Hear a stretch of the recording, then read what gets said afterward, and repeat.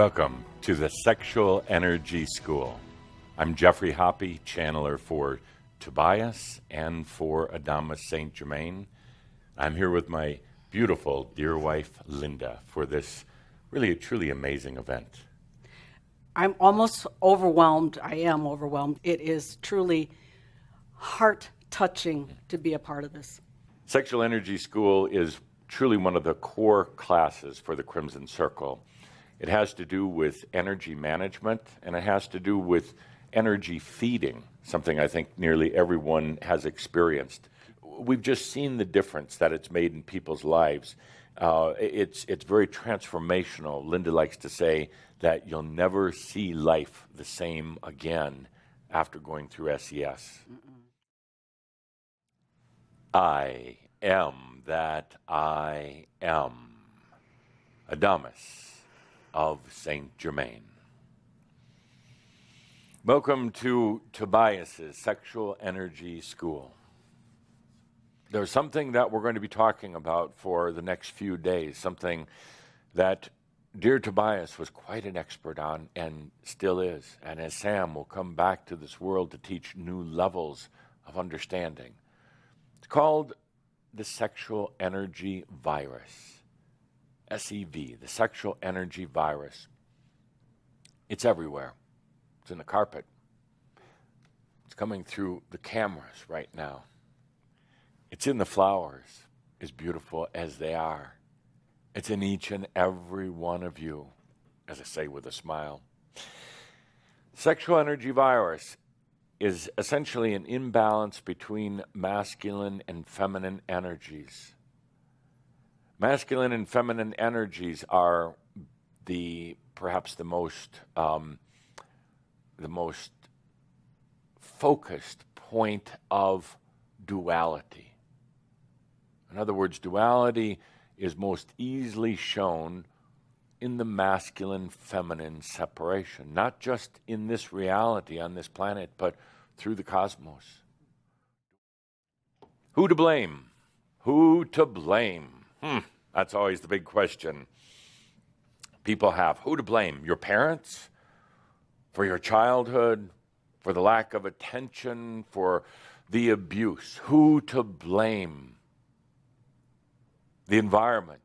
Your environment that you grew up in, the culture that you grew up in, the church, whatever it happens to be. Who to blame for everything that's gone wrong? Humans love to do that.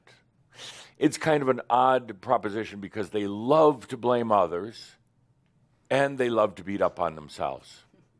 They do both. Why did you get the short stick, the bad luck? Is there some God, some angelic counsel up there that's doling this out to you, not giving you the same opportunities as some other people? Making life more difficult for you as some sort of test, like you were a lab rat for God? Seeing if you can make your way through the maze and figure out all of these questions and puzzles and go through all this suffering to somehow be redeemed at the end? Who to blame for all of this? Actually, the interesting thing is nobody. Absolutely nobody. There's no blame in it. That's frustrating to a lot of people because they want to blame. They want to say it's their fault, or I had this traumatic event happen in my life at a certain point. I was raped, I was abused at a certain point, so it's their fault. And when I step forth like this and I say there's nobody to blame, not even yourself. You realize that? Not even yourself. It takes the punch out of it. It takes the air out of it, and most people don't like that. They want to play the blame game, and there's nobody to blame. You're going to see over these next few days in Tobias's brilliant Sexual Energy School that there's nothing to blame. There are no conspiracies. It's not even your parents. It simply is. You're not a victim. You never were. Maybe you played the game for a while. You wore that costume of a victim. You never really were. You had a lot of experiences, yes.